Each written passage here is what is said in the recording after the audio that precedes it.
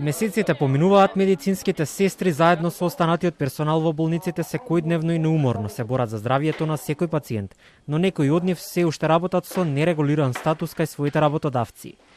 Со сета заштитна опрема на себе, но без здравствено осигурување во случај на нив да им е потребна лекарска нега.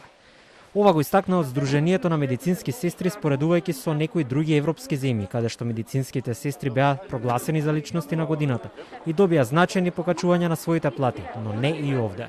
Ние алармиравме и за сестрите кои што немат здравствено и пензиско осигурување. Такви сестри има и со високо, има и со средно. Натре во ковид центрите работеа, успеавме да го совеста да ја покренеме на некои менаџери во некои болници каде што веднаш што конкурси беа примени. Меѓутоа, на жалост, уште имаме такви конкурси во кои што се бараат да бидат како договорно дело ангажирани.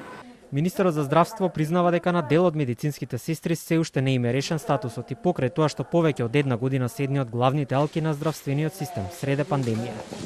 За утре најави состанок со медицинските сестри и приватните специјализанти токму за прашањата кои најмногу ги засегаат. Ги повикам на уште еден состанок, имаше таму уште неколку барања. Прво, на висината на доместокот во однос на дежурствата, за кој што имаше правна пречка да се направи заради тоа што се тие не се вработени, туку се со договор на дело, а дежурството е додаток на плата.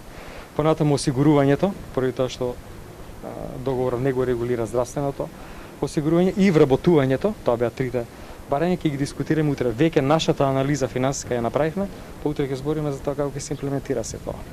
Меѓу другото, од Сдруженијето на медицински сестри побараа од властите да им ја признаат високата школа, нешто што сега не е регулирано.